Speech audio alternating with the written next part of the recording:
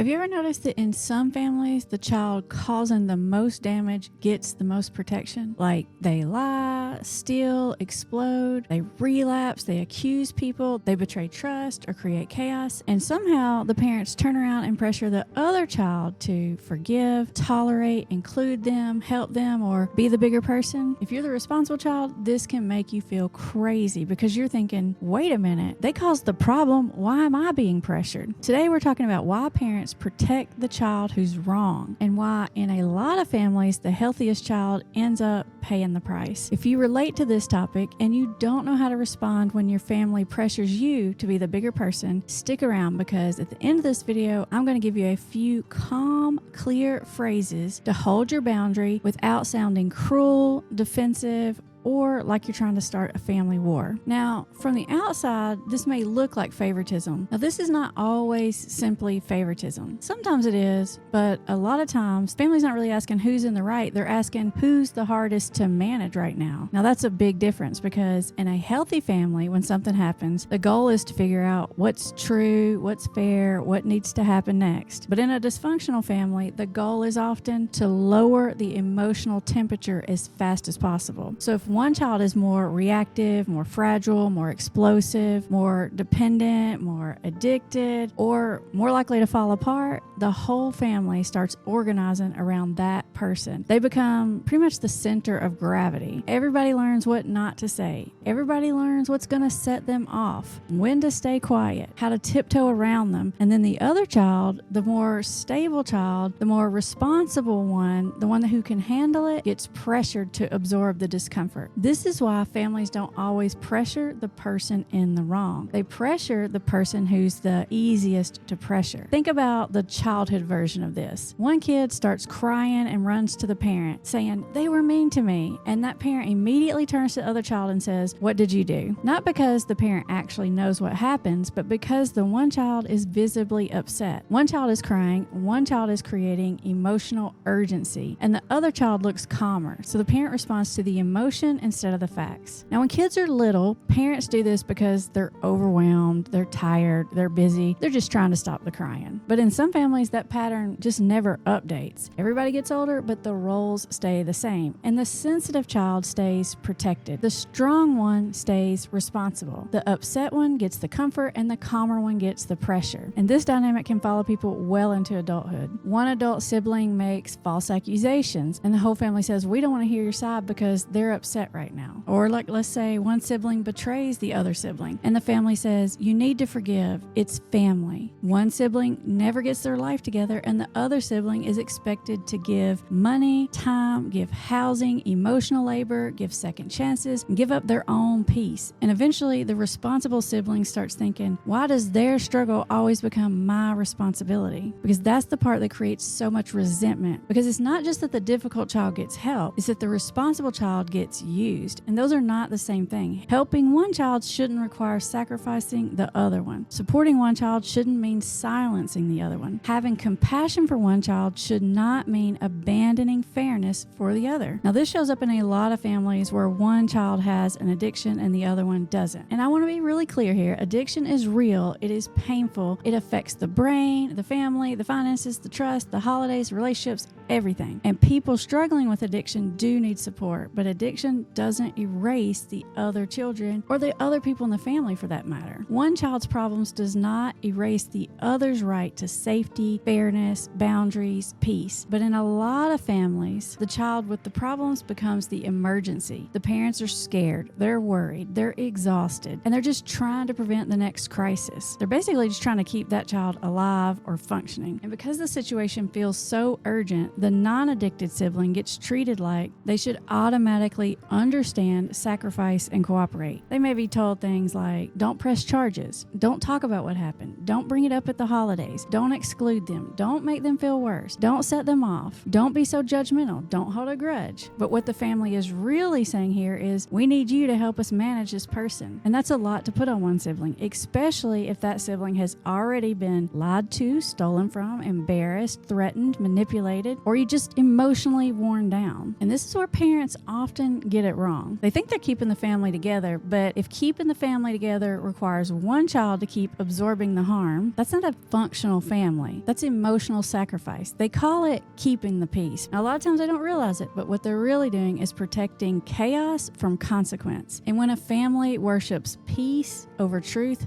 the most honest person becomes the problem. That's why the responsible child often gets painted as cold, selfish, dramatic, unforgiving, or judgmental, because they're the one finally saying, I'm not doing this anymore. And the dysfunctional family system doesn't like it when the responsible person stops participating in their role, because that role was useful. The responsible child was like the shock absorber. The responsible child smoothed things over. The responsible child adjusted their expectations. The responsible child gave extra chances. The responsible child stays quiet. The responsible child helps make the family look more functional than it really is. So when a person finally says, I'm not giving money, I'm not inviting them, I'm not letting them stay with me, I'm not pretending this didn't happen, I'm not going to be alone with them, I'm not going to let you pressure me into this, the family often reacts to that person like they're the problem. But they're not necessarily the problem. They may just be the first person refusing to keep paying the price. And this is where we have to talk about equality versus fairness, because a lot of parents get this mixed up. They think fairness means children should end up with the same thing. But if one child worked, planned, sacrificed, saved money, built stability, made responsible choices, and the other child did not, taking from the responsible child to rescue the irresponsible child is not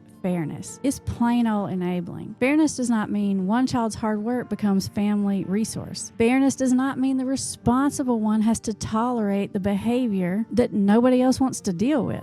Fairness does not mean both children get the same outcome regardless of choices. Healthy fairness sounds like this. We love both of you. We support both of you. We will not let one child harm the other. We will not ask one child to absorb the consequences of the other's behavior. We will not let one child's success cover another child's dysfunction. That's fairness. But in an unhealthy family system, the message is different. It sounds more like, you're doing better, so you should help. You're stronger, you can handle it. They're struggling, so you need to make a compromise. They need it more than you do. Family helps family. And here's the problem with that. The responsible child may be stronger, but stronger doesn't mean unharmed. Stronger doesn't mean unaffected. It shouldn't mean obligated. A lot of responsible children don't get protected because they don't look like they're falling apart. They can go to work, pay their bills, they can stay calm, they can explain themselves, they can keep functioning, so everyone assumes they're fine. But sometimes they're not fine. Sometimes they're just trained. They're trained to hold it together. They're trained not to make a scene. They're trained to make everyone else comfortable, trained to swallow disappointment, trained to take the high road while everyone else gets excuses. And eventually they get tired, not because they lack compassion, but because compassion has only been flowing in one direction. The struggling child gets compassion. The reactive one gets compassion. The addicted one gets compassion. The irresponsible one gets compassion, but the responsible one gets expectations. And that imbalance is what breaks people. Now, if you're a parent watching this, I want you to hear this part carefully. If you have one child who's struggling, addicted, unstable, emotionally reactive, or in constant crisis, I know it is painful. And I know you may be scared. I know you feel like you're trying to keep everybody connected. But if you pressure your healthier child to keep absorbing harm, you may lose that child. Maybe not all at once, but slowly they'll stop telling you things. They may stop showing up. They may stop trusting you, stop believing that you're capable of protecting them. And that's a serious loss, because your responsible child still needs you to be fair. They still need you to see them. They still need you to protect the relationship you have with them. They're not less deserving of care just because they're more functional. Now, if you're the sibling who's been put into this position, I want to give you some language, because a lot of people freeze when the family starts pressuring them. You probably know something is wrong, but you just don't know how to say it without sounding harsh. So here's some really good phrases you can use. Ready? You might even want to get a pen or a pencil here, because these are good, okay? All right. right, here we go. I understand they're struggling, but I'm still allowed to have limits. I'm not asking you to choose between us. I'm just asking you not to pressure me to absorb behavior that hurts me. One adult sibling steals or lies or manipulates, and the family says, I love them, but I'm not going to pretend that this didn't happen. I'm not punishing them. I'm protecting myself from a pattern. I am willing to be respectful, but I'm not willing to be responsible for keeping everyone comfortable with this dysfunction. I understand you see it differently, but I'm not changing this boundary. If you choose to excuse this, that's your decision, but I'm not going to participate in it. And here is one of the most important things I can tell you. Do not over-explain to people who are committed to misunderstanding you, because sometimes when you explain more, they don't understand more.